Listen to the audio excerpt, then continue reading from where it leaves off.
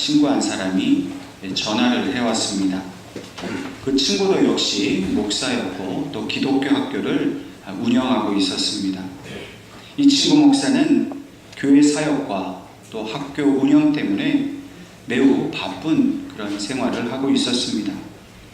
그런데 이 친구 목사가 존 파이퍼 목사에게 전화를 한 이유가 있었습니다. 그것은 최근에 그가 참석했던 한 세미나에서 있었던 일을 말해주고 싶었기 때문입니다. 세미나를 인도했던 강사가 그 자리에 모인 사람들에게 누군가를 위해서 매일 기도하는 일이 자신에게 어떤 영적 유익이 있는지를 생각해 보라고 했기 때문입니다. 친구 목사는 그때에 이 존 파이퍼 목사를 그 마음에 떠올리게 되었습니다. 그래서 이 친구 목사는 이 존 파이퍼 목사를 떠올리게 하신 것이 하나님의 마음이라 생각하고 그 목사를 위해서 기도하기로 결심을 했다는 것입니다. 그래서 이 친구 목사는 존 파이퍼 목사에게 이렇게 전화로 말했습니다. 무슨 일이 있어도 나는 주님이 오실 때까지 아니면 내가 죽는 날까지 자네를 위해 매일 기도하겠네. 잊지 않고 반드시 기도하겠네. 기대해도 좋아. 이 친구의 전화를 받은 존 파이퍼 목사는 그 마음에 기쁨과 감사가 넘쳐 흘렀습니다. 자신의 가족과 또 예수님 외에는 그런 약속을 한 적이 없었는데 자신의 친구가 매일 자신을 위해서 그것도 죽기까지 그렇게 기도하겠다라는 약속이 마치 하나님의 음성처럼 들렸던 것입니다. 자신을 사랑하시는 하나님의 그 보이지 않는 신실한 그 약속의 증거로 그것을 받아들였습니다. 그 어떤 세상의 시련과 고난 속에서도 절대 끊어질 수 없는 견고한 하나님의 사랑의 끈으로 묶임을 받았다는 사실을 이 친구의 전화를 통해서 존 파이퍼 목사는 깨닫게 되었습니다. 그리고 하나님께서는 이 친구를 통해 하나님이 나를 사랑하신다는 증거를 확실히 보여주셨다라고 그는 받아들였습니다. 오늘 우리는 이 존 파이퍼 목사의 이 짧은 글을 통해서 하나님께서도 우리에게 평생의 약속을 주셨다는 사실을 기억해야 할 것입니다. 우리는 가족 간에 혹은 이웃 간에 혹은 성도들 간에 많은 약속을 하기도 하고 또 약속을 받기도 합니다. 어떤 경우에는 그 약속을 어긴 적 없이 평생을 지켜가는 수도 있지만은 또 어떤 경우에는 얼마 가지도 못하고 그 약속을 잊어버릴 때도 있습니다. 그러나 하나님께서 성경을 통해 우리에게 하신 그 모든 약속의 말씀은 한 번도 어기신 일이 없습니다. 하나님의 약속은 우리를 향한 평생의 약속입니다. 그리고 그 약속이 언제나 우리에게 지켜지고 있다는 사실을 우리에게 증거로 보여주십니다. 존 파이퍼 목사가 오늘 우리에게 소개한 이 글은 그의 짧은 묵상 가운데서 전해준 것입니다. 그런데 그 묵상의 제목은 이렇게 말하고 있습니다. 시들어가는 당신의 영혼을 위하여. 다시 말해서 인생의 고난과 시련 속에서 절망하고 무기력하게 그 영혼이 시들어가고 있는 우리들에게 하나님이 주시는 소망은 그 약속이 분명히 있으며 그 약속이 지금도 지켜지고 있다는 증거를 보여주시는 겁니다. 그러나 사실 우리는 보지 못하면 믿지 못하는 그런 연약한 존재입니다. 우리가 때로 세상의 시련과 고난 중에 있고 또 영적으로 시들고 메마르고 약해져 갈 때도 예수님이 우리와 함께 하신다는 사실을 우리는 너무나 잘 알고 있습니다. 그러나 문제는 알기는 아는데 그것이 믿어지지 않는다는 것입니다. 머리로는 알겠는데 실제 삶 속에서 예수님께서 정말 나와 함께 하시는가? 예수님이 정말 나와 함께 하신다면 어떻게 이렇게 내가 여전히 이 문제 때문에 괴롭고 아플 수가 있는가? 라고 생각합니다. 때문에 나는 이 어려움에서 벗어나지 못하는가, 그렇게 괴로워할 때가 많이 있습니다. 그러나 분명히 우리가 기억해야 할 것은 우리의 해결되지 않는 이 인생의 문제로 메마르고 시들어가고 있는 우리의 영혼을 다시 소생시키는 것은 하나님이 주신 이 세상의 것보다 더 좋은 하나님의 약속이 있다는 것을 우리가 믿는 것입니다. 그러므로 우리의 삶 속에서 오늘 우리와 함께 하신다는 그 하나님의 약속의 증거들을 반드시 저와 여러분이 확인할 수 있기를 주님의 이름으로 축원합니다. 하나님은 결코 우리를 버리지 않으십니다. 비록 눈에 그것이 보이지 않다 하더라도 하나님은 그 약속이 지금도 여전히 유효하고 있고 또 얼마나 신실하신지를 그 증거로 우리에게 보여주십니다. 그러므로 믿음으로 그 증거가 우리에게 있다는 사실을 믿고 오늘 이 예배를 통해 담대하게 하나님과 함께 살아갈 수 있기를 주님의 이름으로 축원합니다. 이스라엘 백성들이 애굽에서 탈출했을 때에 하나님은 매우 중요한 것을 이 백성과 약속하셨습니다. 그것은 더 이상 그들이 애굽에서 노예의 삶을 살 것이 아니라 이제 가나안 땅을 차지하고 그 땅의 주인으로서 영원히 살게 될 것이라는 약속입니다. 한번 생각해 보십시오. 그들의 조상과 또 그들의 조상이 430년 동안 그 애굽 땅에서 가난하고 자유가 없는 노예의 삶을 살았습니다. 평생의 노예의 삶을 사는 것이 당연하다고 여겨진 그런 사람들이었습니다. 그런데 이제 그들에게 더 이상 노예가 아니라 자유자의 삶이 주어졌습니다. 뿐만 아니라 가나안이라는 그 땅의 주인으로서 살 수 있는 그 약속을 하나님께 받았습니다. 얼마나 황홀한 약속입니까? 맨날 새빵살이 하던 사람들에게 누군가 땅 수백 평을 주면서 이 땅이 이제 당신의 것이고 당신이 이 땅의 주인입니다 라고 말한다면 얼마나 신나고 즐거운 일이겠습니까? 하나님께서 이 기쁘고 신나는 일을 이스라엘 백성에게 이루어 주시겠다라고 말씀하셨습니다. 그러면서 한 가지 약속을 맺자고 하셨습니다. 그 약속은 바로 모세를 통해 주신 것인데 바로 율법을 지키는 일입니다. 두 돌판을 주셨습니다. 그곳에 10가지 계명을 새겨주셨고 또한 모세를 통해서 말씀을 통해 거룩과 정결의 법을 말씀해 주셨습니다. 그 돌판에 기록된 계명과 말씀으로 주신 그 모든 율법의 말씀을 다 지키기만 하면 그 가나안 땅에서 영원히 주인으로서 살아가게 될 것이라고 약속하셨습니다. 그런데 그 하나님이 주신 그 약속, 그 율법의 핵심은 오직 우상을 섬기지 말고 하나님만을 섬기라는 그런 명령입니다. 또한 하나님 앞에서 정결하고 흠없이 깨끗하게 살라는 말씀입니다. 이스라엘 백성들이 가나안 땅의 그 완전한 주인이 되기 위해서는 이 율법의 말씀을 지키기만 하면 되는 것입니다. 그런데 문제는 그들이 이 율법에 비추어서 자신의 죄의 문제를 해결하지 못한다는 것입니다. 그 율법에 합당한 삶을 살아서 결코 죄를 짓지 않아야만 그들은 그 약속의 땅의 주인이 되는 것입니다. 이스라엘 백성들은 자신의 이 죄의 문제를 결코 해결할 수 없었습니다. 또한 하나님께서도 이스라엘 백성이 인간의 그 연약함 때문에 죄를 지을 수밖에 없다는 사실도 분명히 아셨습니다.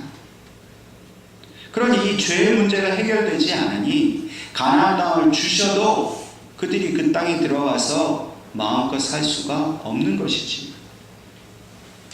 그래서 하나님께서는 이스라엘 백성이 가나안 땅에 들어가서 마음껏 살 수 있는 그 백성의 죄를 해결할 수 있는 그 길을 열어주셨습니다. 그 땅에 들어가서 하나님의 그 부요함과 풍성함을 누리기도 하고 또 죄도 용서받는 그 길, 그것은 바로 하나님께서 세우신 제사장을 통해서 그들이 속죄 제사를 드리는 일입니다. 이것이 바로 이스라엘 백성들에게 주신 은혜입니다. 땅도 주시고 또 그 땅에 들어갈 자격이 없는 그 이스라엘 백성을 위해서 그 죄를 용서받을 수 있는 길도 하나님이 열어주신 것입니다.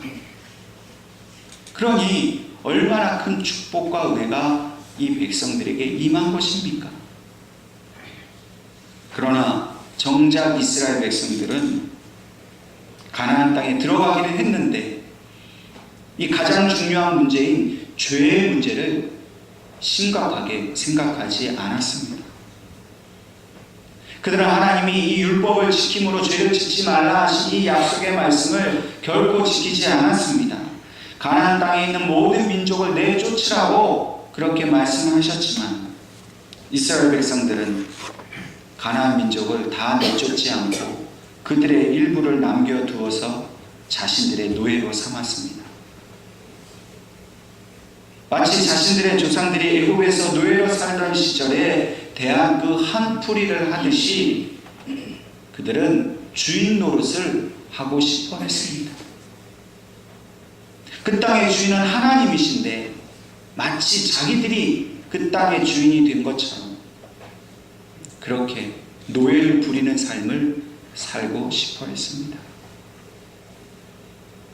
또한 결코 우상을 섬기지 말고 자신의 죄를 위해서 제사장을 통해 속죄 제사를 드리라고 하였지만은 이스라엘 백성들은 가나안 땅에 있던 우상들을 섬기기 시작했고 하나님 앞에 나아가 속죄 제사를 드리지 않았습니다. 누구도 하나님 앞에 자신의 죄를 용서해 달라고 제사를 드리지 않았습니다. 결국 이스라엘 백성들은 하나님 앞에 범죄한 백성이 되었습니다. 용서받지 못할 죄를 지었습니다.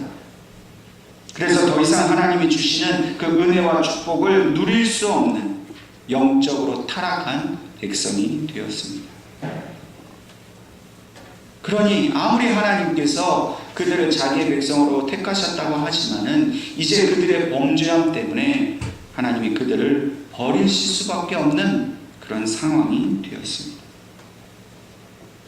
이스라엘 백성은 결코 하나님 앞에 더 이상 나아갈 수 없는 그런 지경이 되었습니다.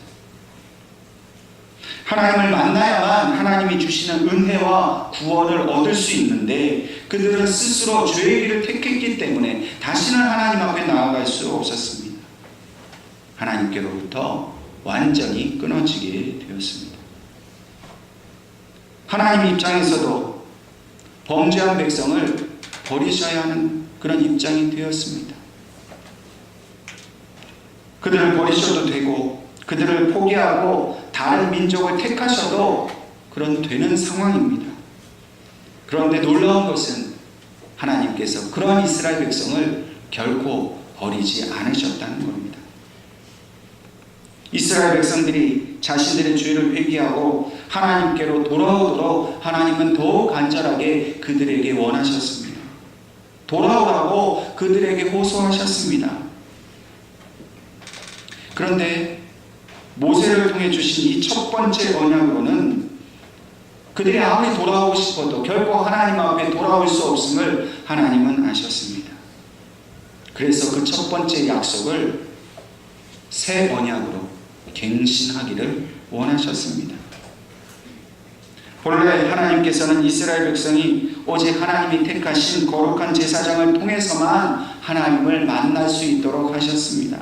그런데 문제는 이 백성들의 죄를 씻어주고 하나님 앞에 정결하고 거룩한 제사를 드려야 할 이 제사장들이 불완전한 것이 문제였습니다. 본래 하나님 앞에 드리는 그 제물과 제사장은 흠이 없어야 합니다. 흠이 있는 곳으로는 결코 하나님의 그 제사를 드릴 수도 없고 그 죄사함을 받을 수도 없습니다. 그런데 이 제사장도 사람이다 보니까 실수도 있고 죄도 짓게 되는 것입니다. 그렇기 때문에 사람이 드리는, 이 제사장이 드리는 제사는 하나님 앞에 완전한 희생제사, 속죄제사가 될 수 없는 것입니다.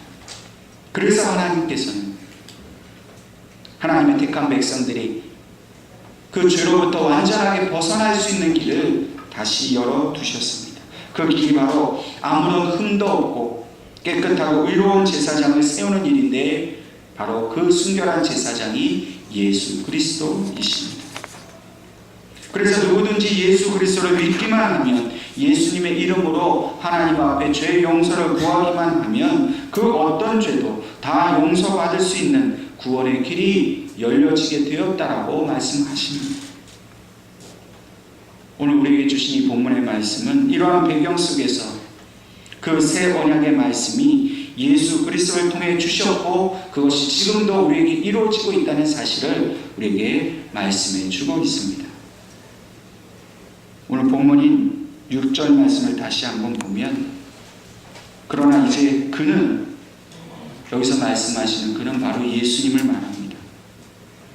그리스도는 더 아름다운 직분을 얻으셨으니 그리스도는 더 좋은 약속으로 세우신 더 좋은 언약의 중보자시라. 여기서 더 아름답다라는 말은 탁월하다는 말입니다. 우월하다는 말입니다. 다시 말해서 예수님은 이 땅 위에 세우셨던 그 어떤 제사장보다도 탁월하고 우월하신 분입니다. 아무리 훌륭한 제사장이 있었다 할지라도 결코 예수님보다 앞설 수는 없습니다.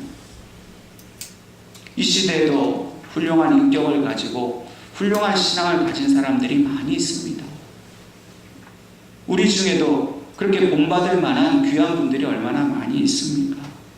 그러나 아무리 그들이 훌륭한 믿음을 가졌다 할지라도, 그래서 하나님 앞에 정결한 제사장과 같이 쓰임을 받을 만한 그런 사람이라 할지라도 예수님을 능가할 수는 없습니다. 만약 예수님과 사람인 제사장이 똑같다라고 하면 굳이 우리가 예수님 앞에 나아갈 필요가 없습니다.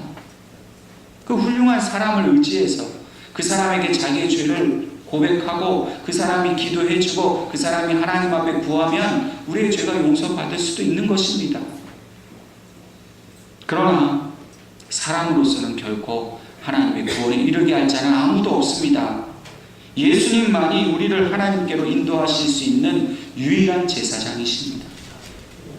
그 옛날 이스라엘 백성들에게 주신 율법의 약속보다 더 좋은 언약의 중보자가 되신다라고 본문은 분명하게 우리에게 말씀하십니다. 모세에게 주신 율법의 말씀은 불완전합니다.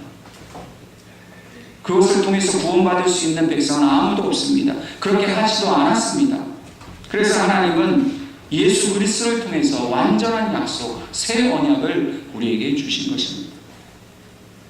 우리가 이 예배를 드릴 수 있는 것은 결코 사람을 의지해서 드리는 것이 아니라 흠이 없으신 예수님을 의지하여 드린다는 사실을 다시 한번 기억할 수 있기를 바랍니다. 그래서 히브리서 기자는 예수님이 더 좋은 언약의 중보자가 되셨다라고 말합니다.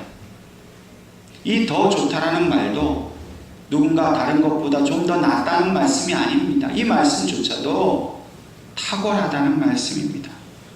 예수님이 최고의 중보자가 되셨다는 겁니다. 그 외에는 아무도 중보자가 될 수 없다는 말씀입니다. 중보자라는 말은 하나님과 우리 사이를 연결해 주시는 분이라는 뜻입니다. 이 땅에서 우리는 죄로 말미암아 하나님과 연결될 수 없는 사람이었습니다. 원수되었습니다.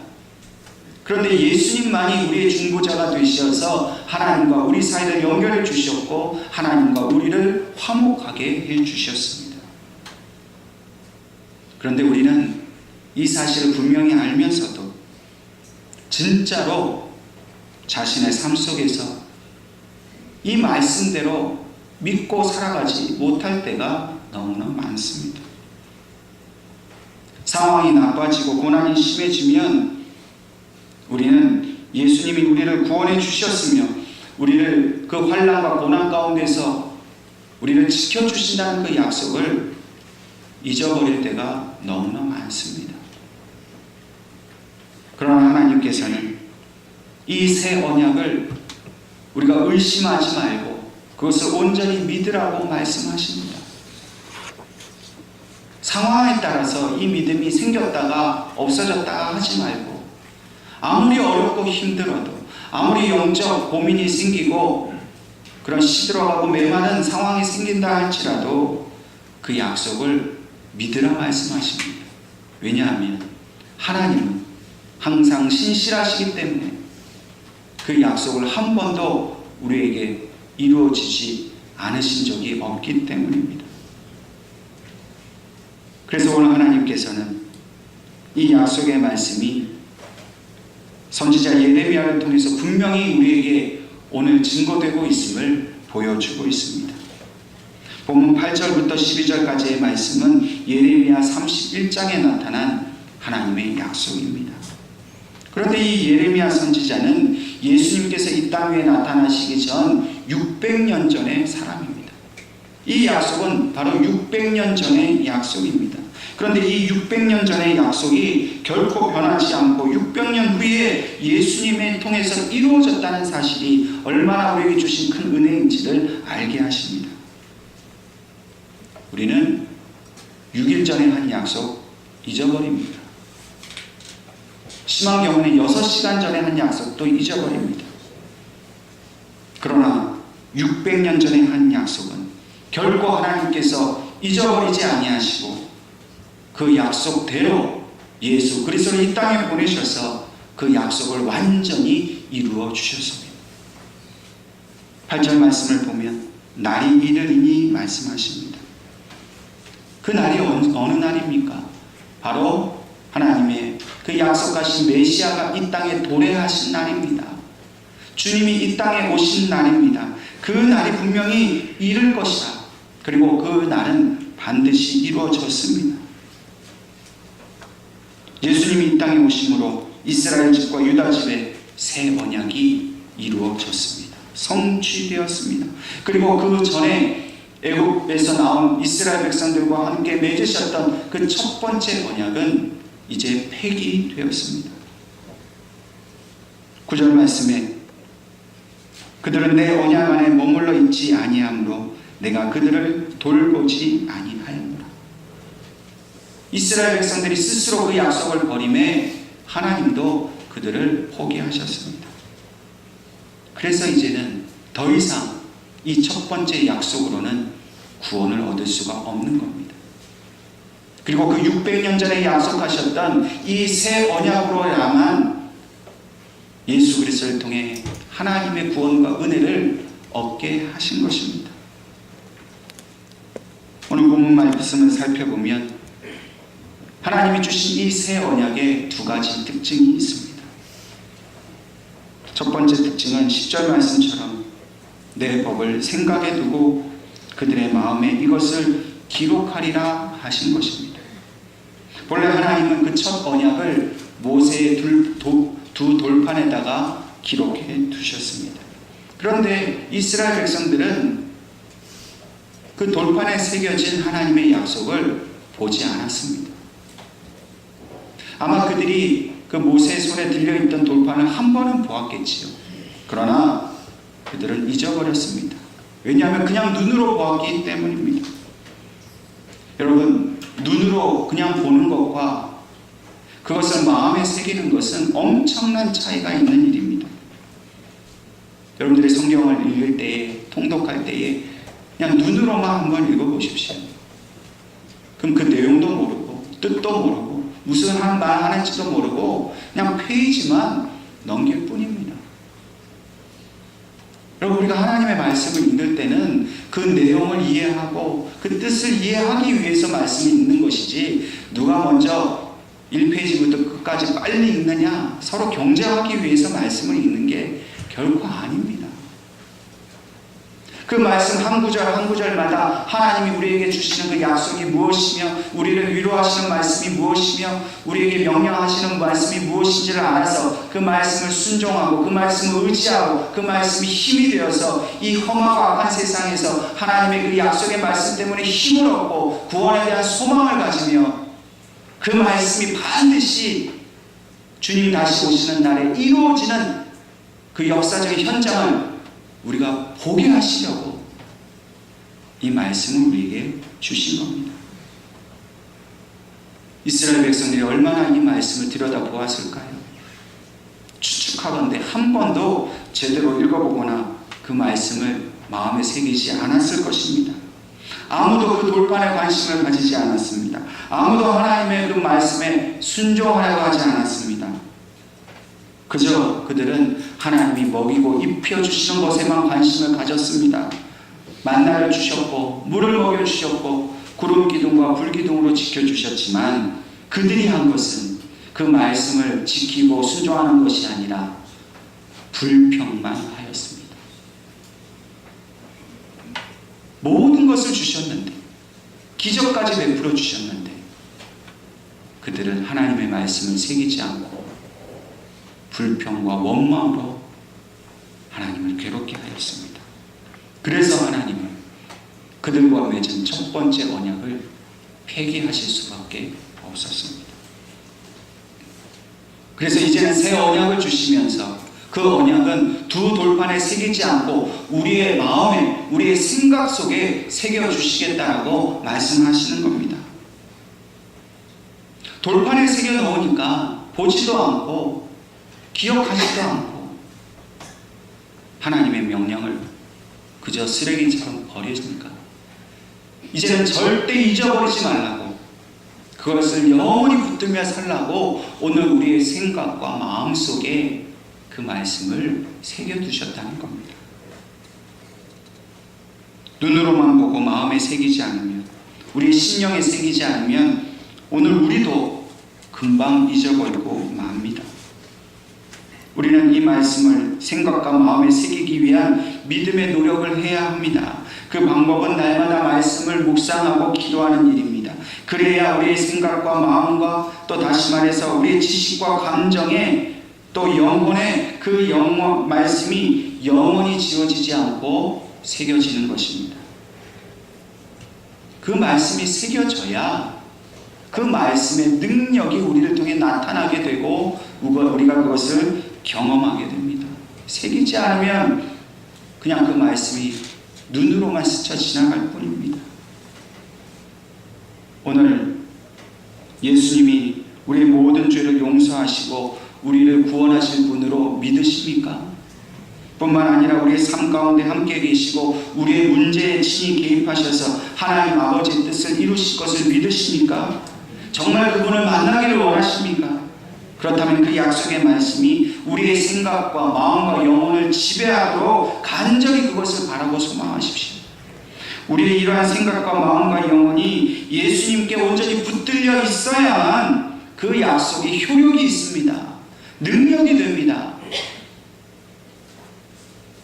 믿음은 입술로만 말한다고 해서 믿어지는 것이 아닙니다.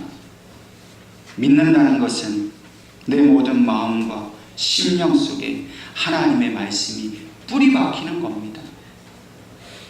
그리고 그 뿌리 박힌 말씀이 날마다 자라나는 것입니다. 열매를 맺는 것입니다. 왕성하게 생명력 있게 활동하는 것, 그것이 바로 믿는 것입니다. 오늘 저와 여러분이 하나님의 말씀이 우리의 생각 속에, 마음 속에, 우리 영혼 속에 온전히 자리하셔서 우리의 세상의 헛된 생각들, 욕망들 그런 거 따라가지 않고 오직 주님이 주시는 그 마음, 하나님 아버지의 약속을 따르고자 하는 그 마음만을 의지하며 살아가실 수 있기를 주님의 이름으로 축원합니다.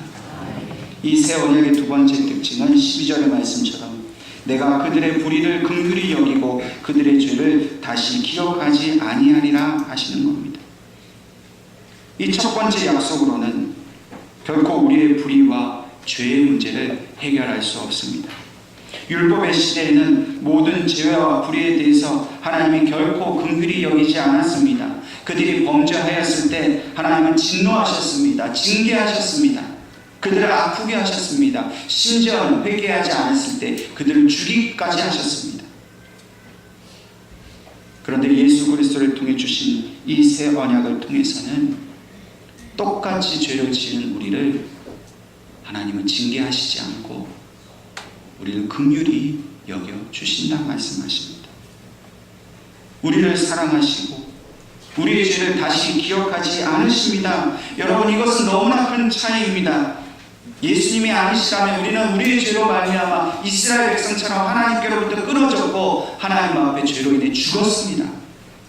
그런데 예수님의 그 십자가 사건을 통해서 하나님 우리를 불쌍히 여기기 시작하셨습니다. 용서하기로 작정하셨습니다. 오늘 저와 여러분이 이 사순절 기간에 예수님의 십자가의 은혜를 묵상해야 할 이유가 바로 여기에 있습니다. 예수님께서 통해서 하나님이 우리를 살리는 이 새 언약을 주셨기 때문입니다. 결코 우리는 우리의 죄로 인해서 죽지 않습니다. 멸망하지 않습니다. 우리의 연약함, 우리의 상처가 또 우리의 당하는 그 환난 때문에 우리는 결코 죽지 않습니다.